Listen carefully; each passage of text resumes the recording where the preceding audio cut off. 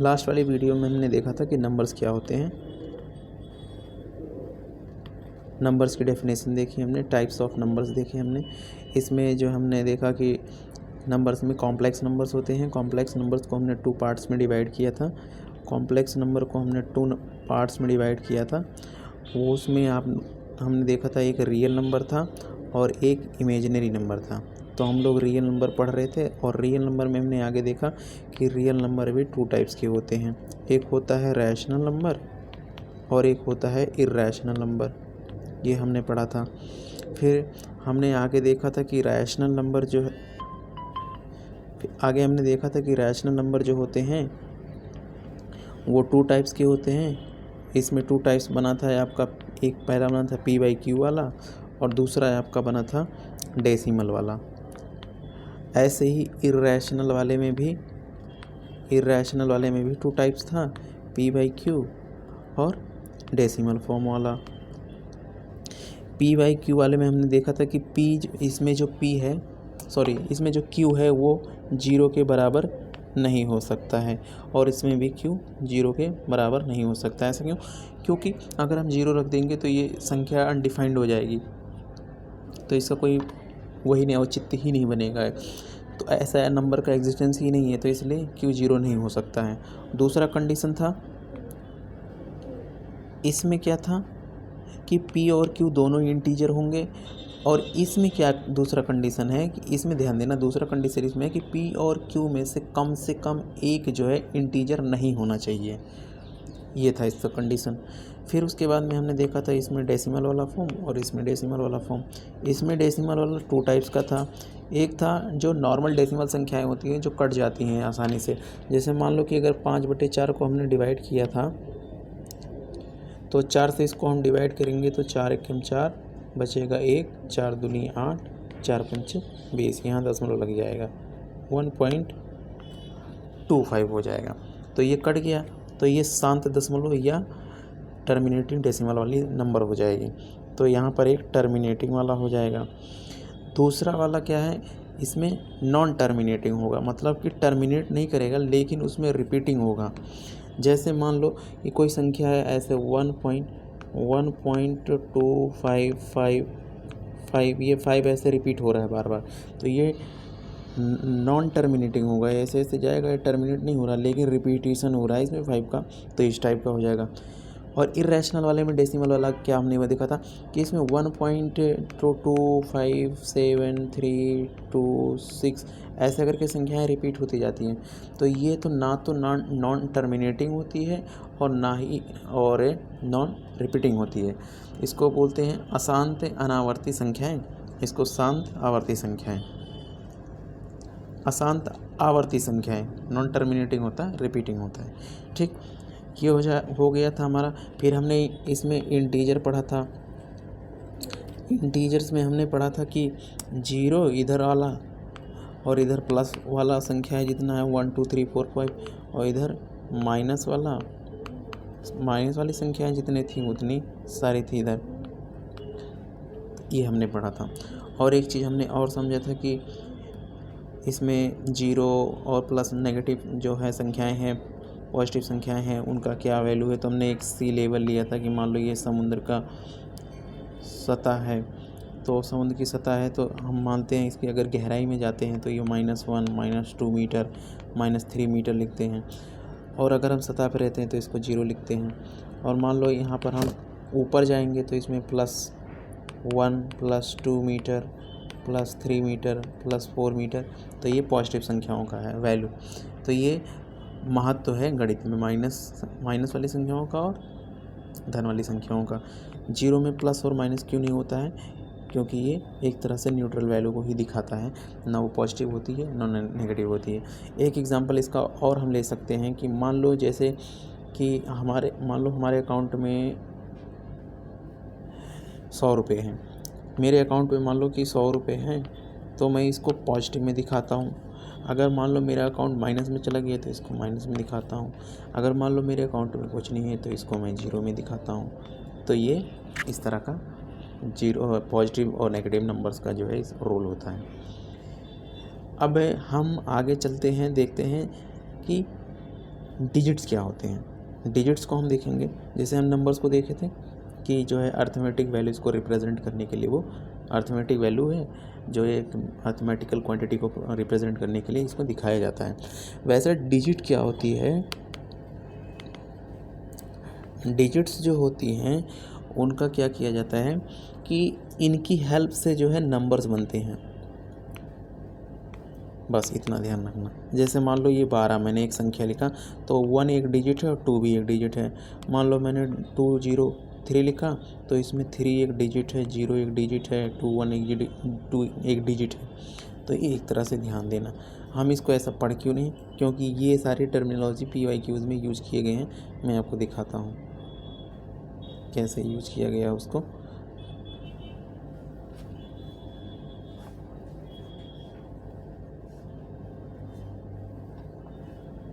देखिए ये PYQs है, यहाँ देखो लिखा है ना single digit, odd prime number, natural numbers. फिर उसके बाद में ऐसे करके बहुत से क्वेश्चन हैं PYQs के। देखिए नेचुरल नंबर 2020 का नेचुरल नंबर। उसके बाद में फिर देखिए प्राइम नंबर, देखिए प्राइम नंबर, नेचुरल नंबर, ऐसा करके और भी है। मैंने और PYQs नहीं लिए हैं, ये फॉर एग्जांपल मैंने इसको ऐसे लिया था कि देखिए इसमें अब आपको नेचुरल नंबर्स पता होगा तो इसका मतलब ये नेचुरल नंबर वाले में नेगेटिव नंबर्स नहीं आते हैं। तो नेगेटिव नंबर्स नहीं आते हैं, जीरो नहीं आता है, तो इसका मतलब P का वैल्यू जो है PQR और S का वैल्यू जो है नेगेटिव में नहीं हो सकता है और ना ही जीरो हो सकता है। फिर आप जो पॉसिबिलिटीज़ होंगी वो आप फटाफट यहाँ पे रख करके तुरंत निकाल सकते हैं इसका आंसर। ऐसे ही आप और एक देख सकते हैं एग्जांपल। मान लो कि यहाँ पर ओड प्राइम नंबर दे रखा है, ओड प्राइम नंबर दे रखा है मतलब कि 2 जो है एक पॉजिटिव और इवन प्राइम नंबर है, तो यानी कि यहाँ पर 2 नहीं हो सकता है। नेचुरल नंबर फिर यहाँ पे दे रखा है 0 और माइनस वाली संख्याएं नहीं हो सकती हैं। तो इस तरह से जब टर्मिनोलॉजी हमें पता होगा तो हम क्वेश्चंस को अच्छी तरह से समझ के और सॉल्व कर सकते हैं ईजिली।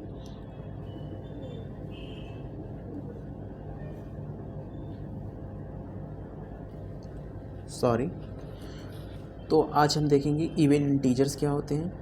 इवन इंटीजर्स क्या होते हैं वो हम देखते हैं। पॉजिटिव पूर्णांक, ठीक है, धनात्मक पूर्णांक इसको बोलते हैं। तो हमें पता है इंटीजर्स क्या होते हैं। इंटीजर्स में आपका बताइए 0 आता है ना, 0 आता है। इवन है तो यानी कि 0 होगा, 2 होगा, 4 होगा, 6 होगा, 8 होगा। और हमें पता है कि इंटीजर में माइनस वाली संख्याएं भी आती हैं, तो हम इसको -2 भी लिख सकते हैं, -4 भी इसी में आएगा, -6 भी आएगा, -6 भी आएगा, -8 भी आएगा। तो इस तरह से ये इवन इंटीजर्स। अब मान लो क्वेश्चन में दे दिया कि वो इवन इंटीजर्स हैं या धनात्मक पूर्णांक हैं, तो धनात्मक पूर्णांक दे देगा तो इसका मतलब क्या है कि वो संख्याएं 2 हो सकती हैं, 4 हो सकती हैं, 6 हो सकती हैं, 8 हो सकती हैं। ऐसे करके हम वैल्यू इमेजिन करेंगे, फिर सॉल्व करेंगे उसको। तो एक नॉर्मल सा वो दे देता है कि जैसे मतलब कोई भी नंबर अगर होगी वो 2 के गुणनखंड में होगी। जैसे मान लो कि 2 के गुणनखंड को हम लिखते हैं कि 2n के फॉर्म में होगा, ठीक है। अगर 2n के फॉर्म में है, जैसे मान लो कि 2, तो ये 2 इवन इंटीजर्स है, तो 2 गुणे n की वैल्यू यहाँ पर 1 होगी तो यानी कि वो संख्या 2 हो जाएगी। अगर n की वैल्यू यहाँ 2 होगी तो यहाँ 2 दूना 4 हो जाएगा। अगर n की वैल्यू 3 होगी तो यानी कि 6 हो जाएगा। तो ऐसे हम इमेजिन करते हैं इसको, ये पता चल जाएगा हमें कि कोई भी अगर संख्या होती है 2 के फैक्टर में होगी, जैसे 2n के फॉर्म में होगी तो वो जो है इवन इंटीजर होगा, ठीक है। अगर साइन यहाँ पे प्लस है तो प्लस और माइनस है तो माइनस, ठीक है। ये हो गया। दूसरा हम करते हैं ओड इंटीजर।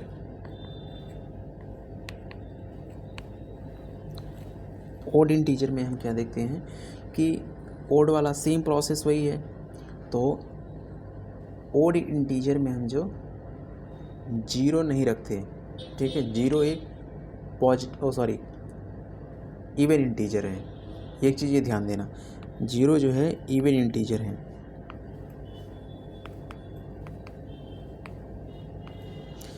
लेकिन हम ओड इंटीजर की बात कर रहे हैं। तो ओड इंटीजर में इंटीजर तो प्लस और माइनस होता ही है, तो ओड इंटीजर में आपका -1 आ जाएगा, -3 हो जाएगा, -5 हो जाएगा, -7 हो जाएगा। इस तरह से ओड इंटीजर बनेंगे।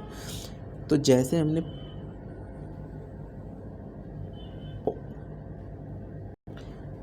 हमने इवन इंटीजर वाले का एक फॉर्म देखा कि किस अगर वो 2n के फॉर्म में होगा तो वो इवन इंटीजर होता है, वैसे ही ओड इंटीजर का होता है। ओड इंटीजर का होता है 2n-1, या इसको हम ऐसे 2n+1 के फॉर्म में भी लिख सकते हैं। ऐसा क्यों लिखते हैं हम देखते हैं। मान लो कि अगर मेरा कोई इंटीजर है, मान लो वो इंटीजर है, पॉजिटिव इंटीजर में हमने लिया 2n, ठीक। तो मान लो 2n था, n की वैल्यू अगर 1 होगी तो वो संख्या हो जाएगी 2।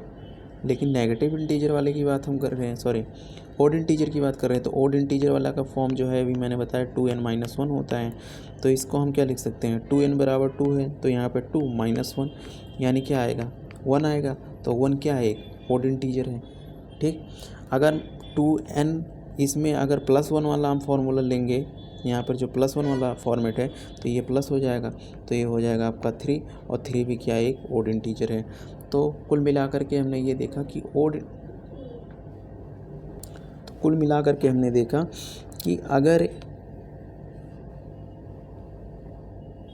अगर इवन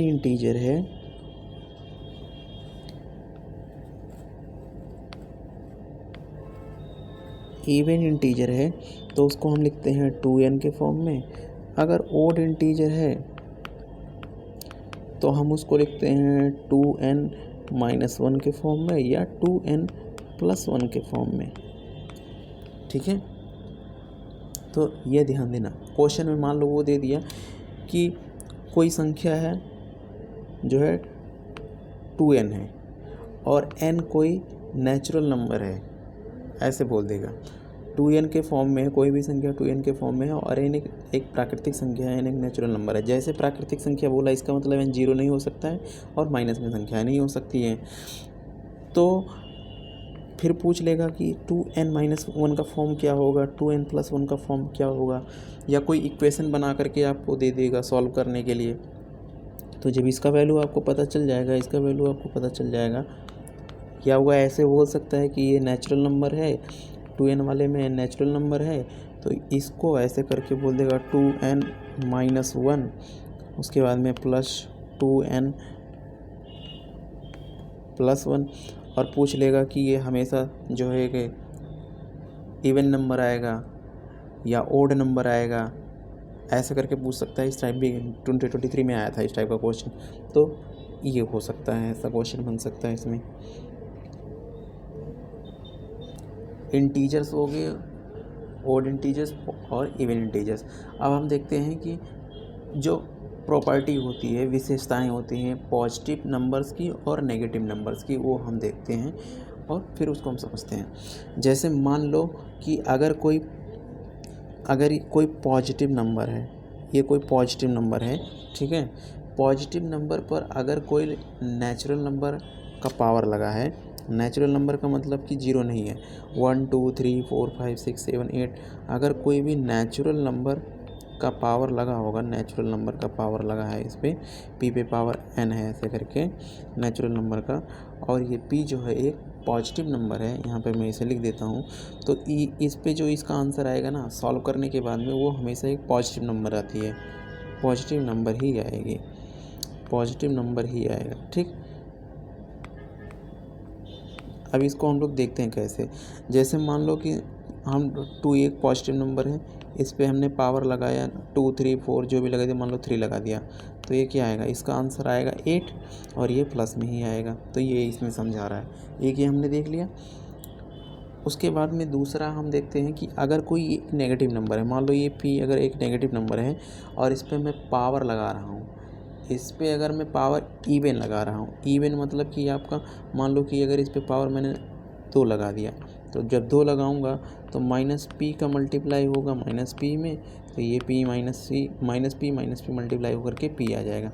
इसका मतलब क्या है कि अगर पावर इस पे इवन है तो प्लस में आएगा, अगर मान लो इस पे पावर -3 है, ओड लगा दिया मैंने, ये इवन पावर है और ये ओड पावर है,